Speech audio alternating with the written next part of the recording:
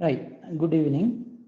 The last class we started internet and email, and we had a small introduction for internet. Is it clear my voice? Can you hear me?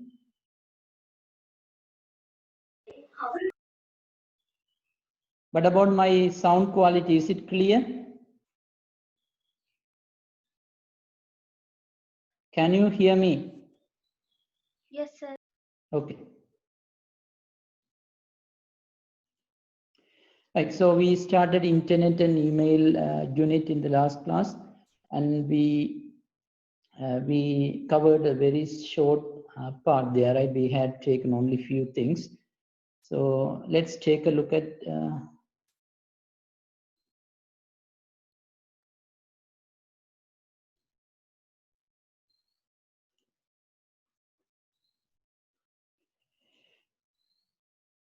right. Let's take a very quick recall. We talked about internet earlier, so hope you remember everything about internet. And I briefly explain about that ancestors of internet, ARPANET, and we talked about ISP, Internet Service Provider. It's an organization which gives internet services to people. Then we studied about web browsers. Web browsers are application softwares used for visiting to websites, so viewing websites. We have a number of web browsers. Here we have named them. Hope you remember some of the names, right? Then we talked about, we differentiate web page and website. Web page is a single document created by using HTML or other languages. Website is a collection of web pages. Right, so this picture shows everything. This is a single document, so web page. Here we have many pages, so website.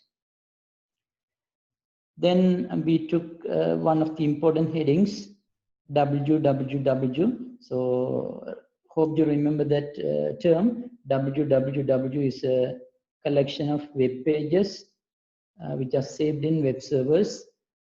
Internet helps to create www. So that's why www is one of the services of internet. Sir Tim Berners-Lee is the one who introduced www, right? So I took some time and explained this one. So this diagram tells the difference between these two. Right. This is the one which we started at last. So let's continue from this point. IP address or Internet Protocol address. What is it? So IP, I defined that, right? I didn't explain much, but I explained some of them. IP address is a number, or we can call a unique number, used to identify each and every computer connected in a network.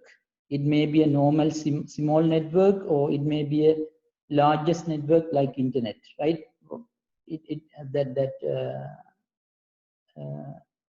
Duration of that particular expansion actually is not a matter. You may have a local area network or metropolitan area network or even wide area network. You know, there are computers, there are devices. So we have to identify each and every device. So there we need a unique number called IP address. IP address, I already explained, IP address cannot be duplicated. It must be unique, which means if an IP address given to one computer, that cannot be given to any other computers or any other devices, right?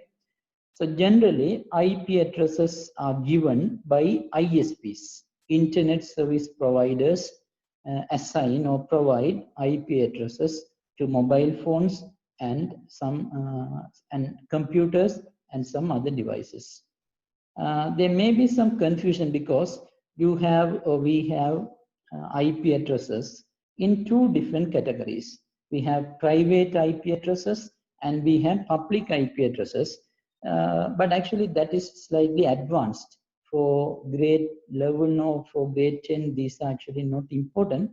So that's why, because what I'm trying to say is that private IP can be repeated. There may be duplication. So since we don't have such part, private and public, we take them as unique IP addresses, and we forget about them, those private IP addresses, right? Because if I take private and public, definitely we have to spend many hours to understand. So forget about that point. You have to understand that IP address is a unique. Every device needs an IP address, right? The present IP address, or the IP address which we use nowadays, is called IPv4. V means version 4, right?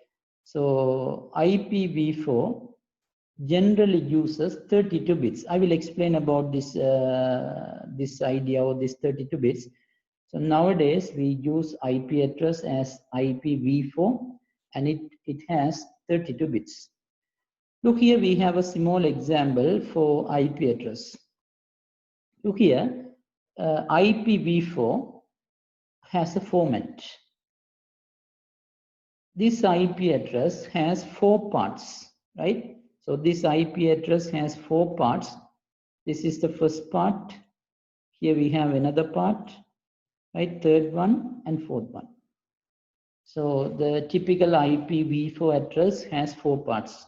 Every part has a number, has a decimal number, which can be in between 0 to 255, right? Here, look at them. Here we have 192, 168, 81. So every part must have a number in between 0 to 255. I tell you the reason for having 0 to 255 after explaining this slide, right? So wait until I take that part. So look here, 192, yes, this is in between 0 to 255. 168, that is also in between 0 to 255. 8 also in between 0 to 255. 1 also in the range. So this IP address, actually a valid IP address, this is correct. But suppose if I write 256, 168, 8, 1, then it is invalid, because look at them, it exceeds that particular range. So you cannot have any part which beyond that mark 255, right? So you cannot have anything like 256 or 257. That upper boundary must be 255, right? So this is correct.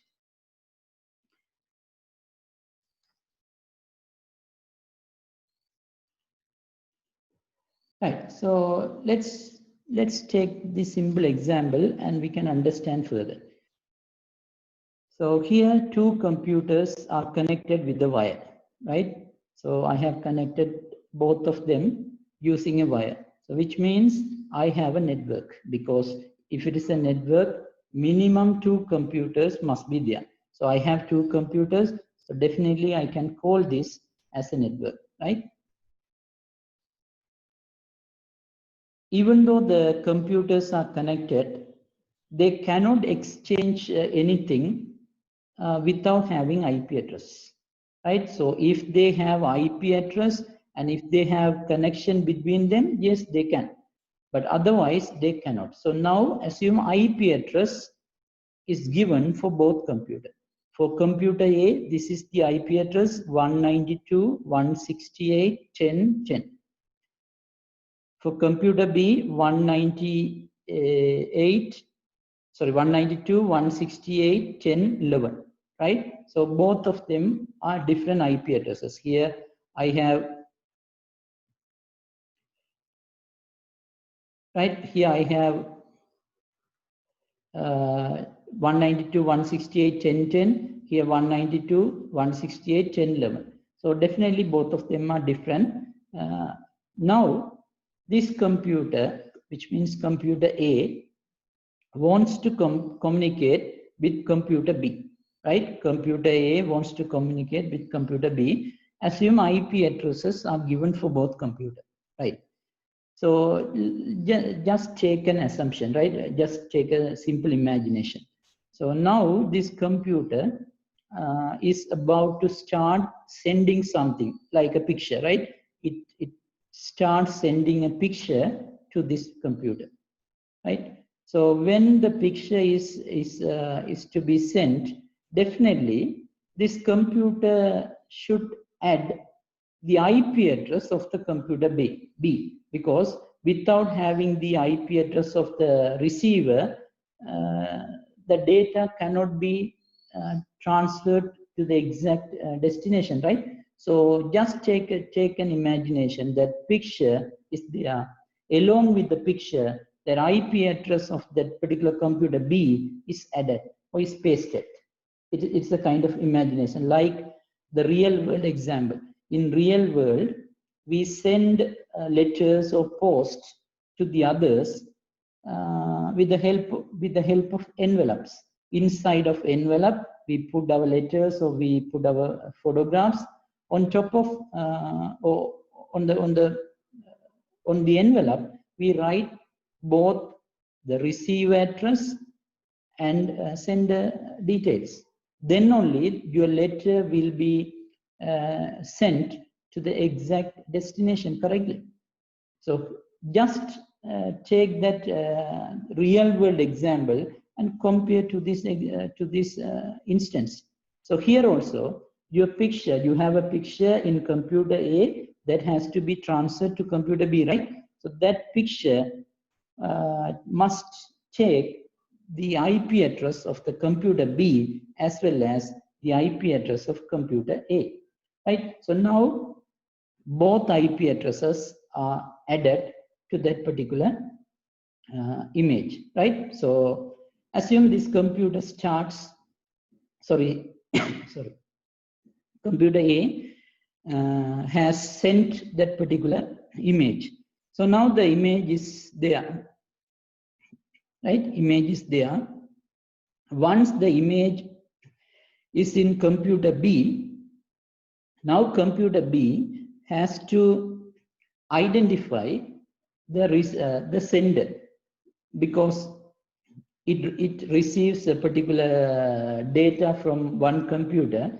So definitely it has to identify the sender details. But here there is a problem, because look at here, the IP addresses are written in decimal numbers. Even computer A also faces problems in sending the letter to computer B, because for computer A, you gave that IP address of computer B as destination, right? I repeat that sentence again. You have given the IP address of computer B to computer A as destination. But the problem is the IP address is in decimal format. So now, how can this computer, or how can the computer A knows and understands the destination? Because computers do not understand decimal numbers, but you have written the IP address in decimal format. So now there is a problem in computer A side, because computer A is unable to find the destination. Earlier I said that the letter has been sent, it may be okay, but this is a real problem. Computer A is unable to identify.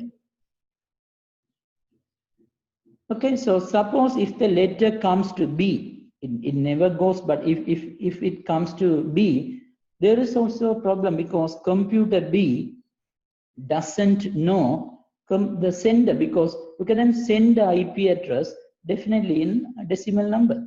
So now the problem is both computer A as well as computer B, both have problems in identifying each other. It is because of the IP address which I have given.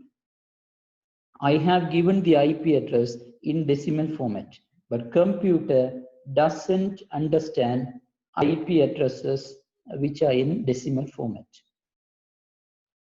So what can we do? This seems to be a big problem, But generally, right, listen to me, generally, computers do not face such problems. Even though you gave, or even though you give decimal numbers as IP addresses, just now I told you that computers face problems, but generally or in practically, computers never face such problems. Even though IP addresses are given in decimal numbers, computers can understand. How? This is how it works. So look here, the IP address that you have given for computer A is 192.168.10.10. But even though you gave that IP address in decimal format, what happened? Computers take them in binary. So they are converted into binary format. Look here, 192 is converted like this. 168 here, 10 here, 10 here. But since it is IPv4, each and every part must have 8 bits. That's why I have added 4 zeros in front. Here also look at them, 4 zeros, right? Because they must have 8 bits, because this is IPv4. IPv4 has 8 bits in each part. So for us, it is 192.168.10.10. But for our computers, it's going to be binary numbers. So whatever you gave or you give in decimal format can be converted into binary, and computer can understand, because now it is in computer understandable format. Now computer understands. Right? Similarly, you gave that IP 192.168.10.11 for computer B. There also same thing happens. Your IP, which is written in decimal, can be converted or will be converted into binary, and every part should have 8 bits. So now computer A has this IP address, computer B has this IP address. Now look here, there is no issue in identifying each other, because both these computers can identify or can understand binary digits. So now this computer A knows computer B's location with the help of this IP, because you have given 192.168.10.11 to computer A with that particular picture. So now that IP has been converted into binary, and now computer A knows the destination and sends that. Once your picture reached at the other end, computer B sees the sender's IP in binary. So now computer B knows that particular sender, and replies some sort of acknowledgement. This is how the real communication happens, right? So if there are any problems in this IP, IP, you don't need to understand or remember all these things. These are not important for examination. But if you can at least remember something, because we always write IP addresses in decimal format. But computers, because IP addresses are for computers, IP address is for one computer to identify the other, right? So even now also you may have the doubt on IP address, because IP address is given in decimal number, but computers never take them in decimal number. So you may think that IP address can be given to computer in binary format directly, because here we gave the IP in decimal, but even though we gave in decimal, definitely they are converted into binary. So now you may realize that giving IP address in decimal is useless, because IP address is for computer knows only binary. So why IP in decimal format? You may have such doubt. But remember, we still have IP in decimal format, because we are the one who assign or who provide IP to computer, right? We give the IP to computer. We have to edit the IP address, we have to modify them. So if I am the user of one computer, it is too easy for me to remember 192, 168, 1010 all the time. I can remember that because it's a decimal number. I'm familiar with decimal number. So forever I can remember 192, 168, 10, 10. If it is your computer's IP, you can easily remember 192, 168, 10, 11. But the problem is, if the IP address is given in binary number, you cannot remember that. You cannot memorize that because it is the one which has 32-bit. And also, we are not familiar with binary numbers.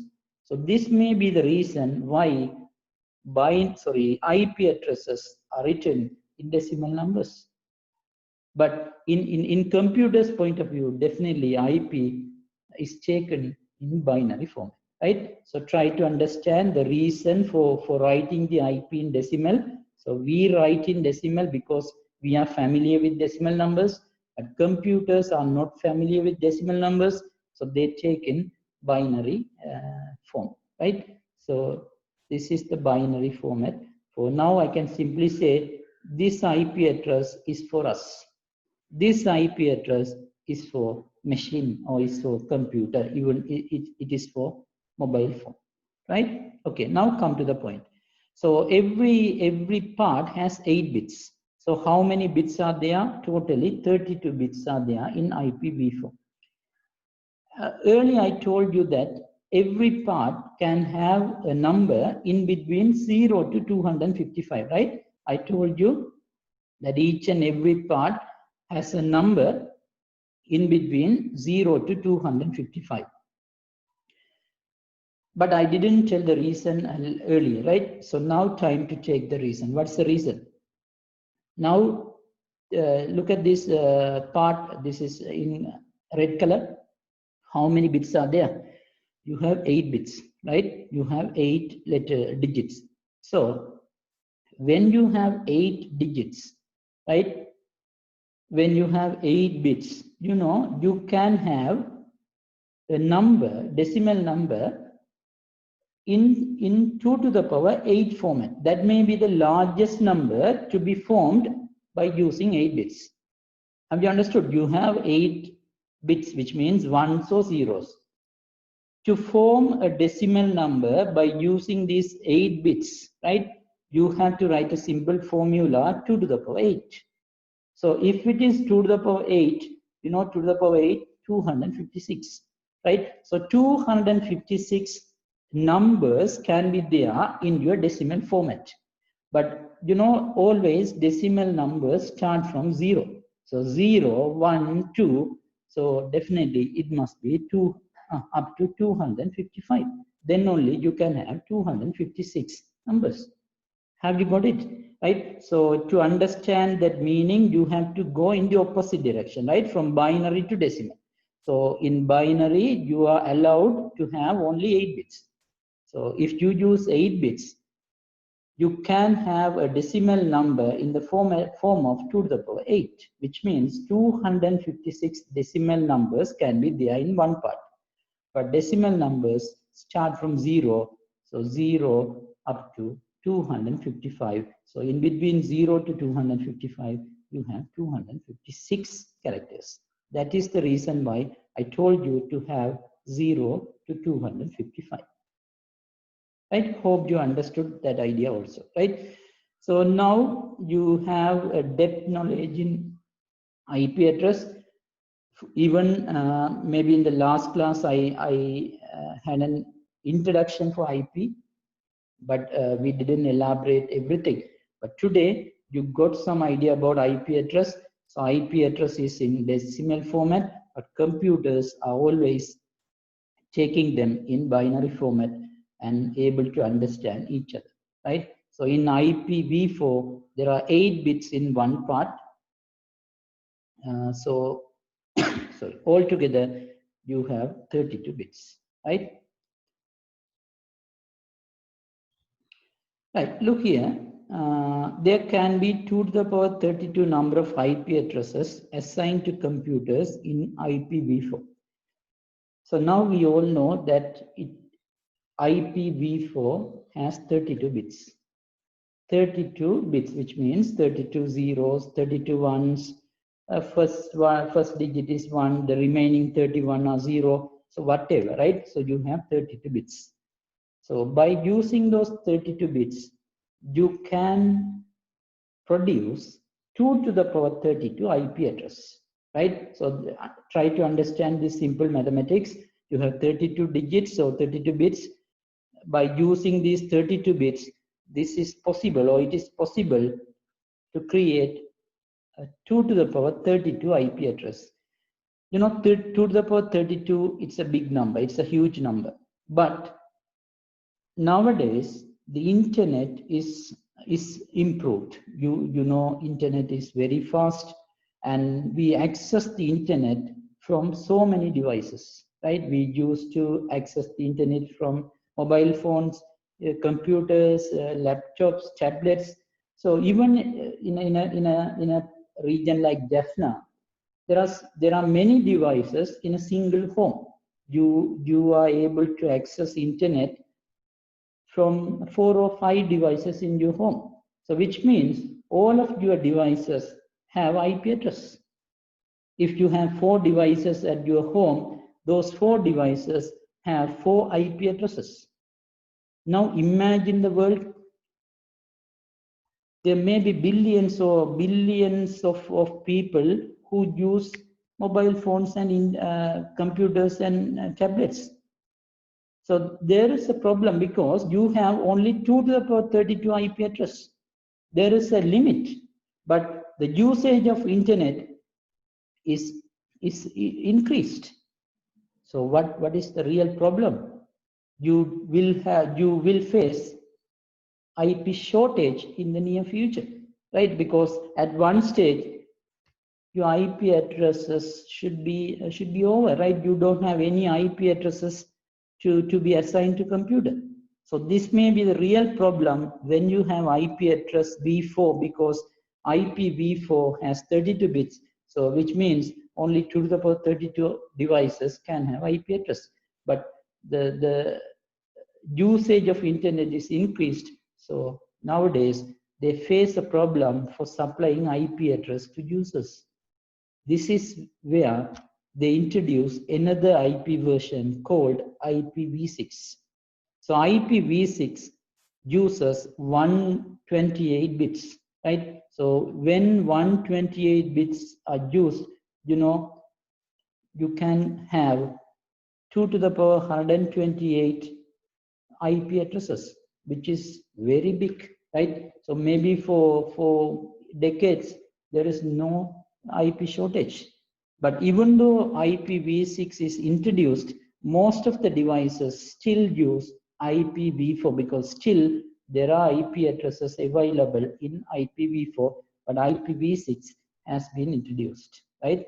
So it would be better if you remember this problem and also remember the reason for introducing IPv6, right? So there is a shortage in IPv4, so that's why IPv6 was introduced. Okay.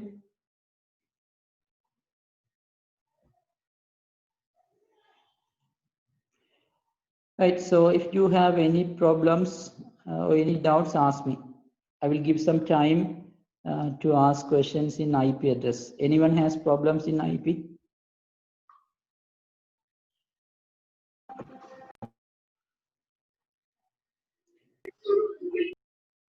If you have problem, ask me, right? You may unmute the microphone and ask me. So here in this heading, you have to understand few things, right? You should know what IP address is, right? You should know the present version of IP address. You should know the reason for having IP as a unique IP, because IP cannot be duplicated. So you should know the real reason for keeping IP as unique. And also better to understand or remember the reason for introducing IPv6. If you understood these things, these are more than enough.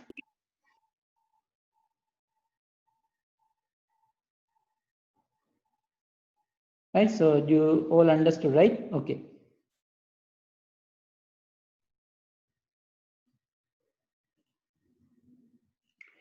Right. So this is about IP address.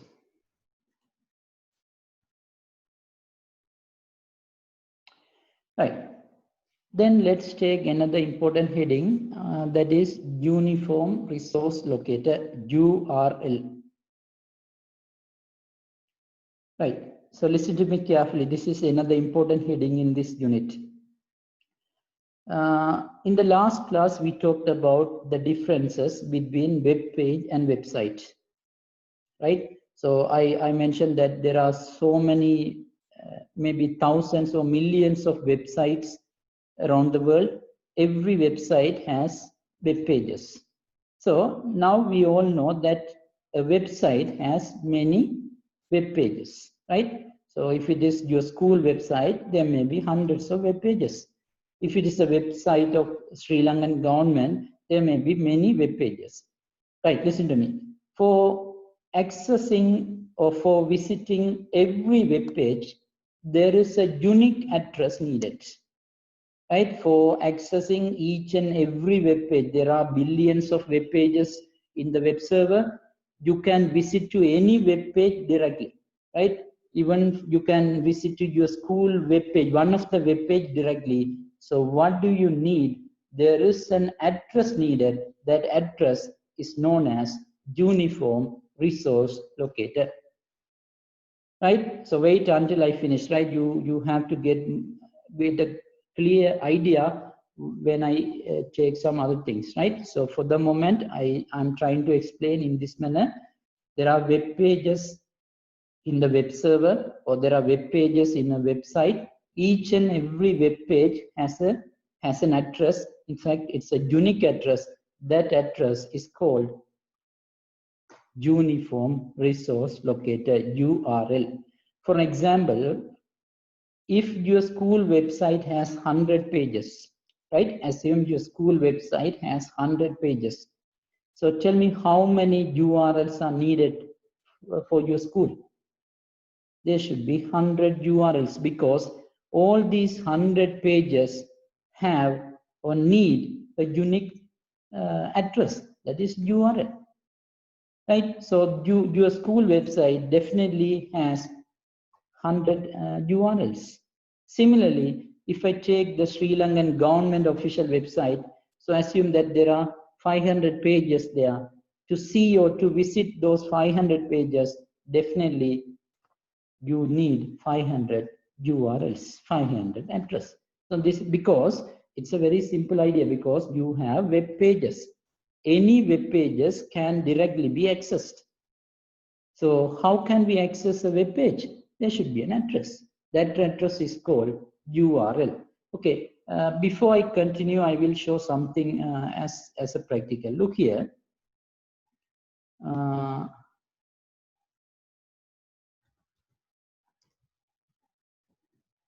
I'm trying to access that educational publication department website.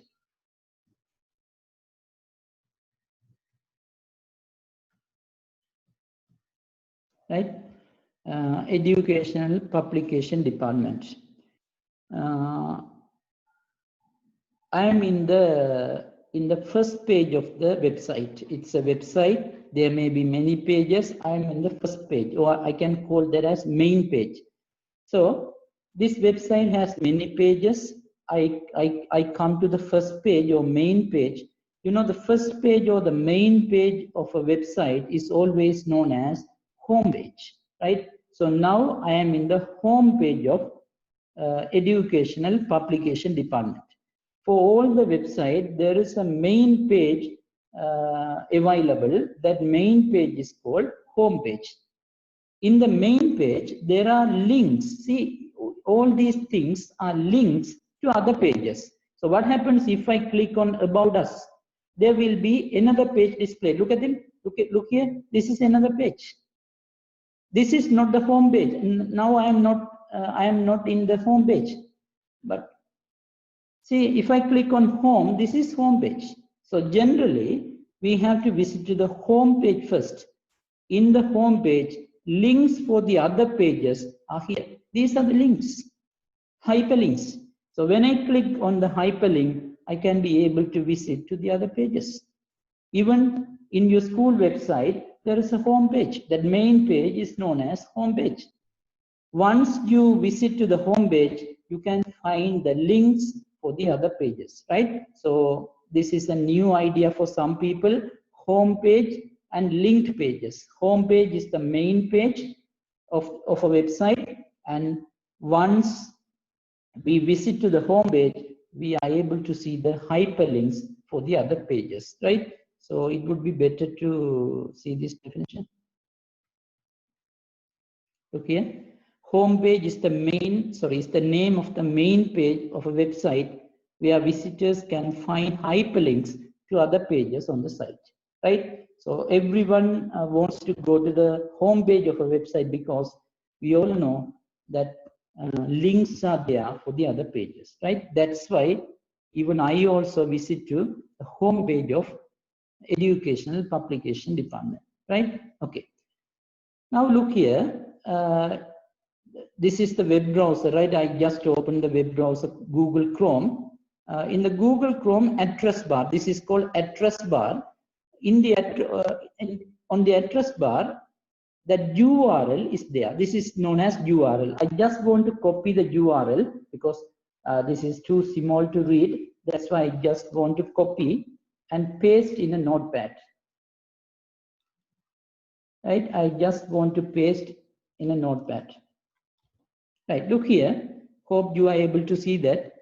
HTTP, then there is a colon symbol, slash, 2 slashes, www.edupb.gov.lk/index.php. You don't need to worry about these words and everything. I will explain, right? So now this is the address of the home page of Education Publication Department, right? In our term, it's a URL. You can call it as website address, but it may be okay if it is spoken. But when it comes to ICT, better to use the proper names or proper terms. This is the URL of homepage. Listen to me carefully because it is slightly, not difficult, but you have to understand properly. Sometimes it may be a little difficult to understand when the class is conducted through online, but doesn't matter. You just watch and try to understand. If you have doubt, you can ask at the end, right? So now what I am going to do is I will visit to another page in the same website, right? Just now we copied the home page URL, right? Home page is nothing, it's a page, right? A website has many pages, but that is the main page, right? I want to visit to this introduction page, right? Look here, the page has been changed. We are in another page. Look at the address now. To view in a large font, I want to copy that and better paste here. Look here, this is the first page, home page address, URL. This is another page URL. Are they same? Maybe some parts of the URL same, but look here, they are different. Here it ends with index.php. Here it ends with about-us.php. So your home page has a unique address, which means a URL. There you have another page in your website. I visited to introduction page. So there I have another URL. Okay, let's visit to another page. Then you can understand, right? Still we are in the same website. So I visit to contact us. There is a page called contact us, right? There is contact details there, and just copy the URL and see the change. Let's see whether it's same or different. Is it same? No, again, some parts are okay, right? But definitely the last part is different here. So which means you have a different address, different URL. So if you have 100 pages in this Department of Educational Publication, there should be 100 such URLs possible, right? So here, contact us.php, about us.php, index.php. So even when we go to another page like download a procurement depot, okay, this is another one.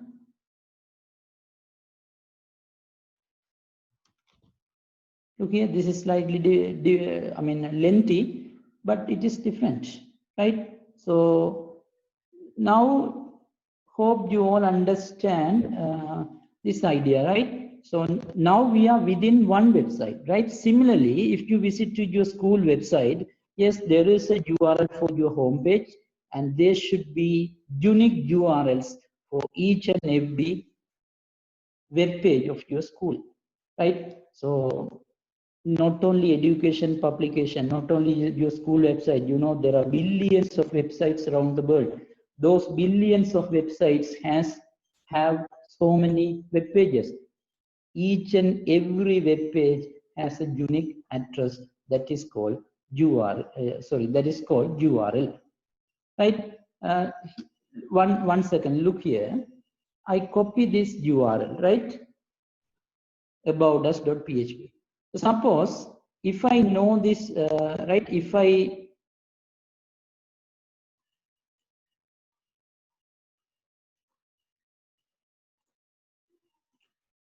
right, so if I remember this URL straight away, I don't need to visit to the educational publication homepage.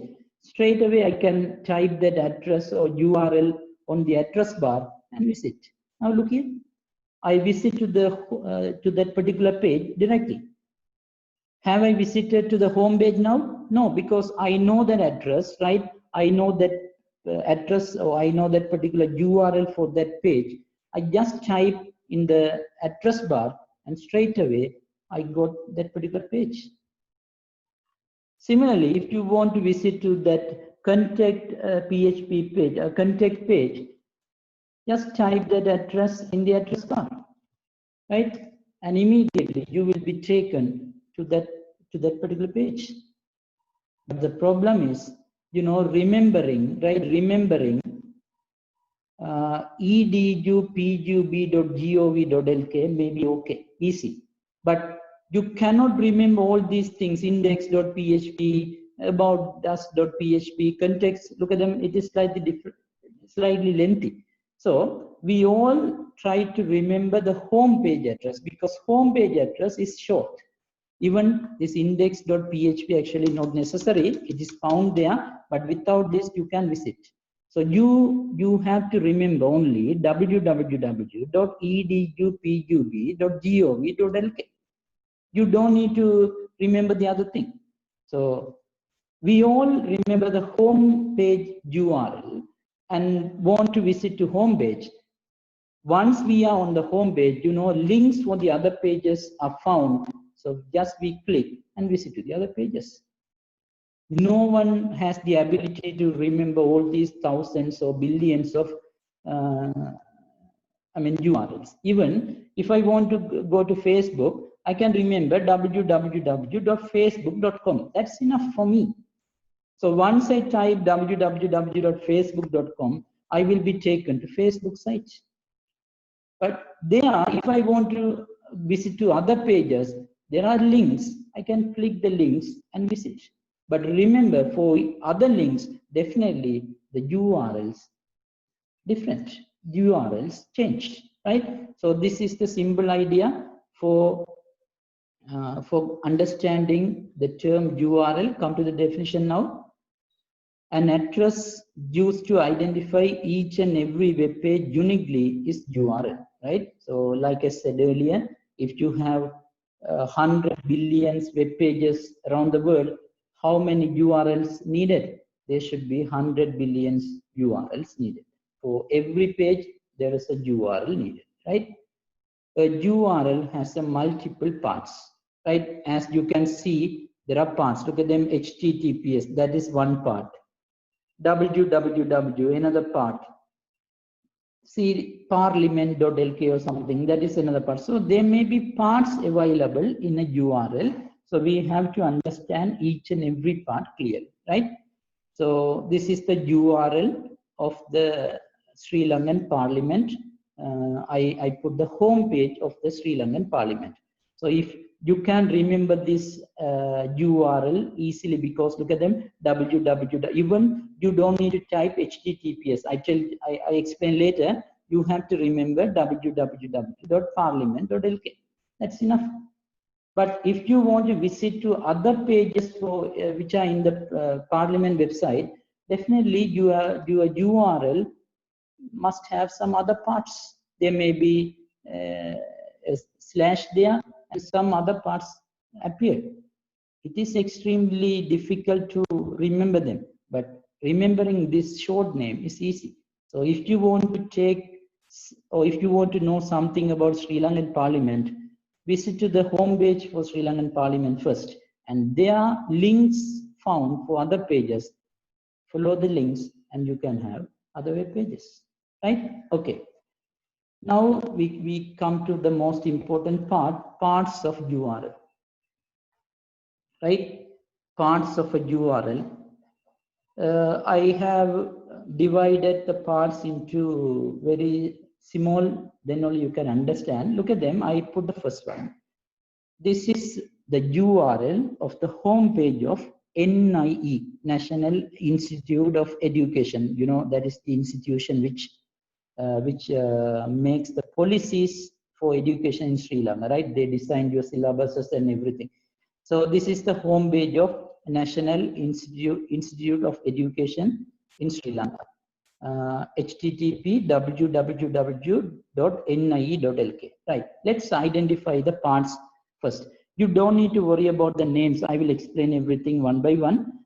Just, introduce the names. The first one, HTTP, is called protocol. Sometimes there is an S found. I will explain the reason. HTTP, this is an abbreviation, but the expansion is slightly lengthy. I will explain. This is known as protocol. Don't worry about the protocol. It seems to be a new word for you. Wait until I finish identifying the parts, right? Once we finish identifying, then we can take them one by one. Okay, this one is protocol.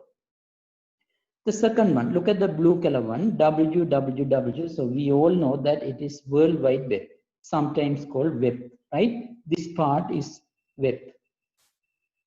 The third part, which means the third part starts after www and it goes up to the end, right? So here nie.lk, not only nie.lk. If it is NIE, that is useless, right? Meaningless. nie.lk, that is called domain name. Again, a new word found. I will explain, right? So this is a very short or brief URL. There are URLs with many parts, right? These are only few parts, 3 parts, but there are URLs which may have 5 parts, 6 parts. I will explain them in the upcoming slides, right? So first one is protocol. Second one is called World Wide Web because it's www. The third one is known as domain name. Remember, domain name is the most important part in every URL.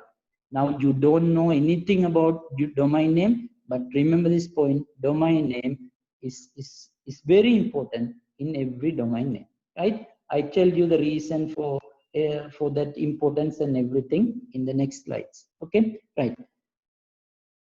Now look here, we have another URL, short URL of Google homepage, right? I put that Google homepage.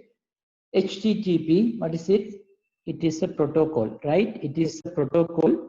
www, it is World Wide Web or sometimes called web. Google, not only Google, google.com, right? In the previous example, we had LK, right? But here we have com. There are differences. I will explain. This will be explained little later. .com. So google.com, not only Google. Alone Google meaningless. Google.com, but it's a domain name, right? So it is a domain name. It is the World Wide Web. Here it's a protocol.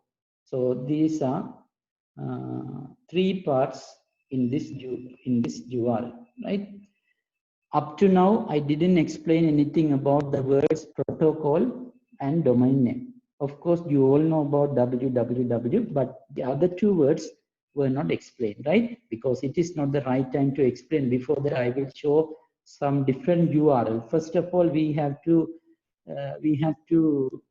identify the parts, right? We have the ability to identify the parts. Once we have the ability to identify, then it is better to understand those real meanings, right? So let me take the third one, another one. This is also another one. Again, a short URL, same URL, right? The same URL, this one. But here I put another part there, right? Okay, one, what is one? Protocol. What is two? World Wide Web. What is three? NIE.lk, right? Not NIE, NIE.lk. What is it? It is domain name. See, look at that. If it is NIE.lk, that domain name has a suffix, right? Which we call suffix, or that the last part, right? Last part of the domain name.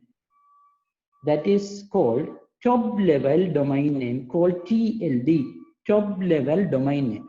NIE.lk as a whole, it's a domain name. But at the last part of the domain name, we have top level domain name.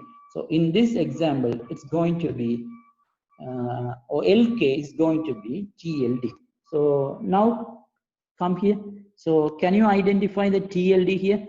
Google.com is domain name. So what is the top level domain name here? The last part of the domain name. So what is it? It is com. So com is the TLD here, right? So now I hope that you are able to identify the parts for short URLs. But remember, there may be big URLs, right? I will explain the big URLs later. There are lengthy URLs with many parts. But now, up to now, you are able to identify 4 parts, but without having a real meaning, right? So you may think that it would be better to explain the real meanings or the description and then come to identify the parts. That may be okay, but this method may be easy for those students who are unable to, understand the basic ideas. So that's why I wanted to identify the parts first. If you are able to identify the parts, then we can go back and take the descriptions or definitions or whatever for each and everything, right? So up to now, we have URLs with 4 parts. The first part is called a protocol. Sometimes it is HTTP, sometimes HTTPS. Even there may be some other things also there. Whatever they are, it is protocol. Then the second part is called www, so it is World Wide Web. The third one should be domain name, but you must be very careful because domain name may have 3 parts also, but in all these 3 examples, we have only 2 parts, google.com, right? But some complex domain names may have 3 things. I will explain in another example, not now, right? So because we are taking some fundamental things about URL. So that is the third one. Finally, the last part or suffix of that particular domain name is called TLD, top level domain name. Here you have LK, sometimes com, sometimes org. There are reasons for having different names. I will explain, right? So this heading URL needs to be continued even in the next class because there should be some new lengthy URLs to be introduced along with the meanings, right? So I will take them in the next class. So any doubts? You have the freedom to ask any question. You can unmute the microphone and ask, because actually these are something which are not familiar with us, right? Most of us heard URL as a website address. Website address is okay, but that is not the technical term, right? So now you realize that there are parts in a URL. Every part is there for a specific reason. Any problem in identifying the parts of a URL?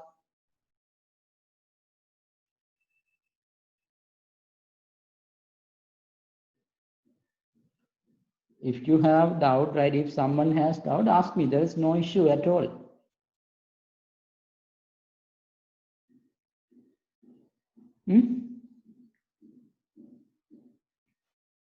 Most of you don't ask any questions even in the traditional classroom, right? So how can you ask questions in the online?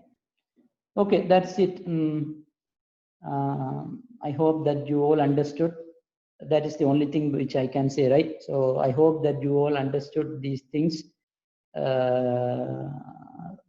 the URL, the heading URL should be continued. Maybe in the next class, I will take some time to explain. So again, spend some time at home and I mean, recall everything. I try to send this as a soft copy again. So try go through and understand. Right. So that's it for today. We will wind up at this point and then meet in the next class. Right. Thank you.